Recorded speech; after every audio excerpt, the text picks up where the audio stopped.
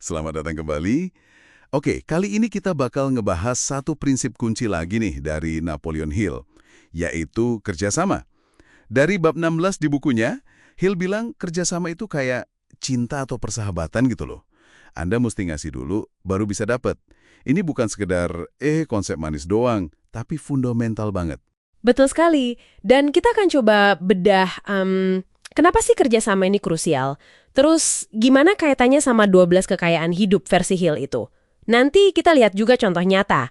Gimana prinsip ini kalau diterapkan bisa mengubah hasil secara drastis? Fokusnya, ya apa artinya ini buat Anda yang dengerin? Nah, ngomongin 12 kekayaan itu ya, masih ingat kan? Ada sikap mental positif, kesehatan, harmoni hubungan, terus bebas dari rasa takut, harapan, keyakinan, kemauan berbagi, kerjaan yang disukai, pikiran terbuka, disiplin diri, kemampuan memahami orang lain, sama keamanan finansial. Ternyata, kalau dipikir-pikir, semuanya ini nyambung banget ya sama kerjasama yang tulus, yang ada semangat persahabatannya. Iya, konsep intinya itu sebenarnya simple tapi kuat banget, timbal balik. Kerjasama yang beneran itu butuh kerelaan ngasih sebelum kita ngarap nerima. Contoh klasik yang sering banget Hill pakai itu kan si Edwin C. Barnes ya, yang jual Ediphone-nya Thomas Edison itu. Awalnya dia dapat sekitar $12.000 setahun. Udah lumayan lah ya pada masanya. Lumayan banget. Terus ada temennya yang ngasih ide, kedengarannya sepele sih. Gimana kalau tukeran leads aja? Jadi tukeran info calon pelanggan gitu. Oh, sama penjual produk kantor lain yang nggak bersaing langsung ya? Kayak yang jual mesin tik atau meja gitu. Nah, itu dia. Idenya simple banget kan? Tapi hasilnya, gila. Pendapatan si Barnes ini lonjaknya bukan cuma naik dikit, tapi lebih dari 10 kali lipat. Wow, 10 kali lipat. Iya, yang menarik di sini itu bukan cuma angkanya, tapi gimana seringnya kita ngelewatin potensi gede dari kolaborasi simple di sekitar kita. Pertumbuhan gede Barnes itu datang bukan dari inovasi yang gimana gitu, tapi cuma dari nyambungin titik-titik yang udah ada lewat kerjasama yang ramah. Itu sumber daya yang sering banget nggak kepikiran. Bener banget. Koneksi sederhana, tapi dampaknya luar biasa. Nah, ada contoh lain yang lebih terstruktur mungkin ya.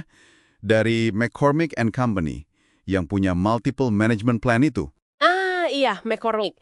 Charles P. McCormick, dia kan ambil alih perusahaan teh sama rempah bapaknya. Dia ngerasa perlu ada perubahan nih dari gaya kepemimpinan tunggal yang lama. Perlu ada pembagian tanggung jawab. Dan juga membangkitkan kreativitas karyawan kan? Tepat, dia pengen gali itu loh, aset tersembunyi perusahaan, inisiatif sama antusiasme karyawan yang mungkin selama ini diam aja. Itu langkah yang cukup berani ya. Bikin dewan direksi junior dari karyawan muda, terus dikasih akses penuh ke info perusahaan. Nggak takutnya itu cuma jadi ajang curhat doang? Atau gimana dia mastiin itu efektif? Justru itu pinternya. Dewan junior ini bebas diskusi, tapi ada syaratnya. Rekomendasi mereka ke dewan senior itu harus disetujui bulat.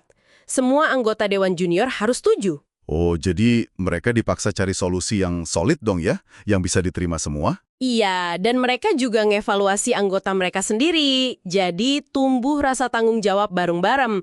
Tujuannya tuh bukan cuma delegasi tugas, tapi nyatuin hati sama kepala karyawan. Jawab kebutuhan mereka buat didengerin, dihargain, bukan cuma soal duit melulu. Dan hasilnya kelihatan banget ya, secara angka juga, biaya operasional turun 12%, turnover karyawan rendah banget, di bawah 6%. Bonus naik, gaji minimum naik drastis, total gaji naik 34%, produksinya juga naik 34%. Luar biasa. Efisiensi sama moralitas jadi jalan bareng. Mereka berhasil ngasih pengakuan, tapi tetap jaga individualitas karyawan meskipun perusahaannya gede. Makanya Hill bilang itu kayak mengembalikan jiwa ke dalam industri. Penting juga nih kayaknya kita bedain kerjasama ini sama konsep mastermind-nya Hill ya, biar nggak ketukar. Iya, betul. Kerjasama itu intinya koordinasi usaha bareng. Tapi nggak selalu butuh harmoni yang sempurna banget atau tujuan yang plek-plek ketiplek sama, yang mana itu jadi syarat wajib buat mastermind. Mastermind itu kan prinsip lain Hill soal penyatuan pikiran beberapa orang secara harmonis buat satu tujuan pasti. Oke. Jadi kerjasama lebih ke aksi bareng yang terkoordinasi, kalau mastermind lebih dalam lagi soal penyatuan pikiran dan tujuannya. Bisa dibilang gitu. Nah, Hill juga bagi lagi nih kerjasama jadi dua jenis, tergantung semangat di baliknya. Ada kerjasama sukarela, ya dasarnya koordinasi sukarela, nggak ada paksaan. Ini hasilnya kekuatan yang konstruktif permanen. Terus yang kedua? Yang kedua, kerjasama terpaksa. Ini didorong rasa takut, atau dipaksa, atau karena butuh banget. Ini juga bisa bikin kekuatan sih, tapi biasanya sementara dan ujung-ujungnya bisa destruktif. Wah, ini menarik nih. Jangan-jangan dalam kerjaan atau sehari-hari, kita seringnya kejebak di kerjasama terpaksa itu ya? Kayak di kantor gitu, karena emang tuntutan kerjaan aja. Sangat mungkin. Makanya poin kuncinya itu di semangat di balik kerjasamanya. Semangat sukarela, semangat persahabatan, itu yang bikin kekuatan jadi gede dan awet. Kalau terpaksa, ya mungkin bisa gerak sebentar, tapi fondasinya rapuh. Oke, jadi jelas banget ya kesimpulannya. Kerjasama yang tulus, yang sukarela, yang ada semangat persahabatannya. Itu bukan cuma taktik bisnis doang, tapi benar-benar fondasi buat dapetin kekayaan hidup sejati menurut Hill. Contoh Barnes sama McCormick tadi nunjukin banget kekuatannya. Nah, ini jadi pertanyaan bagus buat Anda yang lagi dengerin. Coba pikirin deh, seberapa besar potensi di kerjaan, di komunitas, atau bahkan di keluarga yang mungkin belum kegali. Cuma karena semangat kerja sama sukarela itu belum benar-benar kita bangun. Kekuatan sinergi yang tulus itu seringkali ada di depan mata, tapi nggak kelihatan. Iya ya, mungkin langkah kita selanjutnya itu bukan nyari sumber daya baru nun jauh di sana, tapi justru ngelihat ke dalam, ke orang-orang di sekitar kita. Gimana caranya ngebina semangat kerjasama yang lebih tulus sama mereka?